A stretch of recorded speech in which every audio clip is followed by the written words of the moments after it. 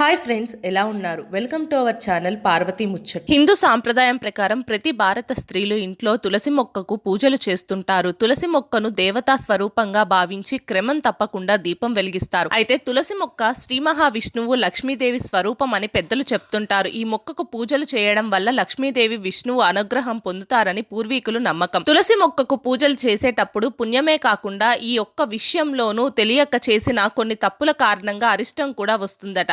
అందుకే తులసి మొక్క గురించి పూర్తిగా తెలుసుకోవాలి. కొన్నిసార్లు తులసి మొక్క ఎండిపోతుంది. కొంతమంది ఏం చేస్తారంటే ఎండిన మొక్కను తీసేసి వెంటనే కొత్త మొక్కను నాటుతారు. అయితే అలా చేయకూడదట. ఎండిన మొక్కను తీయడానికి కూడా ఒక మంచి సమయం చూసుకొని తీయాలని పూర్వీకులు చెప్తున్నారు. అయితే తులసి మొక్కను గురువారం నాటడం మంచిదని చెప్తున్నారు పండితులు. గురువారం శ్రీహరికి ప్రీతికరమైన రోజట. అందుకే గురువారం ఇంట్లో తులసి మొక్కను నాటితే విష్ణువు అనుగ్రహం లభిస్తుందట. ఇక మీ ఇంట్లో ఈశాన్యం, ఉత్తరం, తూర్పు దిశలోని తులసి మొక్కను నాటవచ్చు. ఇక తులసి మొక్కను సోమవారం, బుధవారం, ఆదివారాల్లో అలాగే ఏకాదశి, సూర్య చంద్ర గ్రహణాల రోజున అస్సలు నాటకూడదు.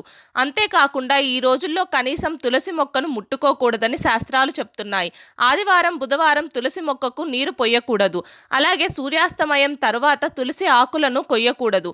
అదే విధంగా ఎండిపోయిన తులసి మొక్కను ఇంట్లో ఉంచకూడదు. అది మీ జీవితంలో లేని సమస్యలను కల్పిస్తుంది. కాబట్టి ఎండిపోయిన తులసి మొక్కను తీసేసి ప్రవహించే నీటిలోని వెయ్యాలని చెప్తున్నారు పూర్వీకులు. వీటితో పాటు తులసి మొక్క ఇంట్లో ఉండడం కారణంగా పూజలకు మాత్రమే కాకుండా సైంటిఫిక్ గా కూడా ఇది ఎంతో మంచిదని రుజువైంది. దీని నుంచి వచ్చే గాలి, తులసి ఆకుల రసం మెడిసిన్ గా కూడా ఉపయోగపడుతుంది. కాబట్టి పూజల కోసం కాకపోయినా ఇంట్లో తులసి మొక్కను పెంచడం మంచిదని చెప్తున్నారు ఆరోగ్య నిపుణులు.